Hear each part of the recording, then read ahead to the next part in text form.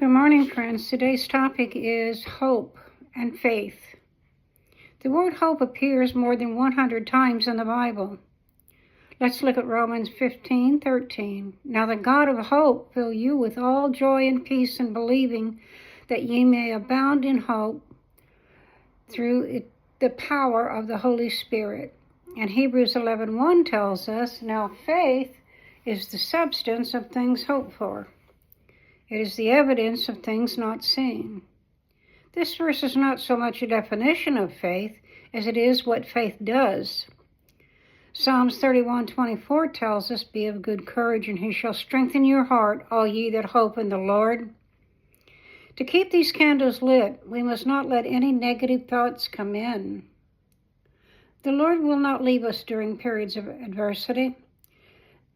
Anytime that we are going through anything, he is right there, and all we need to do is lift up our heads and sing and rejoice.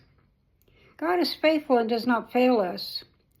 Hope coupled with faith ensures us that the candles stay lit.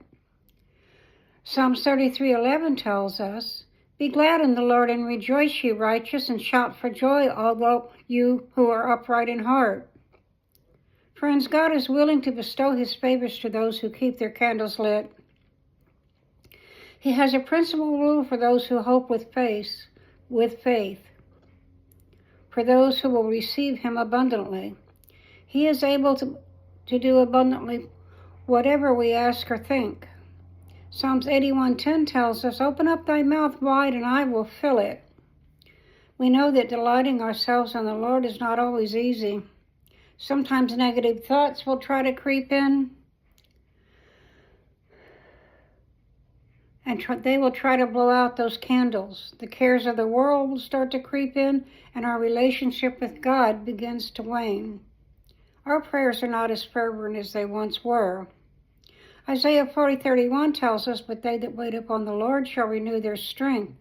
They shall mount up with wings as eagles. They shall run and not be weary, and they shall walk and not faint.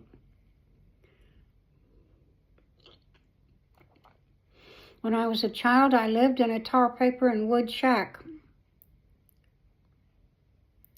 I had a very miserable childhood.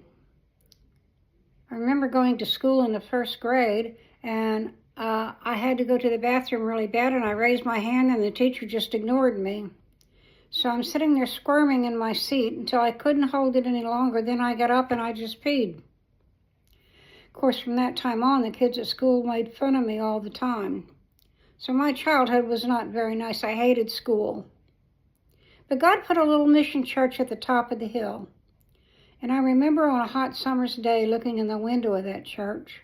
And I can still hear the whir of the ceiling fan, and I saw the ladies with their paper-pleated fans fanning themselves, and the piano player was pounding out on the keys. And they were singing, oh, how I love Jesus, because he first loved me. The man standing at the pulpit had sweat running down his collar, and he was wiping his brow. And I heard that they were giving away free hot dogs and soda after church was over, and I made a bold step at the age of 9 and entered that church.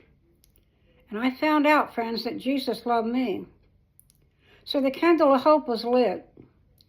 I was 17 years old when I had my daughter during a snowstorm in March. I knocked on a neighbor's door I knocked on the door of a doctor and told him I was having labor pains. When she was born, the doctor laid her on my stomach with a wisp of red hair, and I felt a peace because I knew that someone would truly love me. So the second and third candles were lit. Friends, Jesus never leaves us, even though we have adversity in our lives. All the candles burn brightly today. My relationship with the triune Godhead grows brighter each day. So take your candles and go light your world.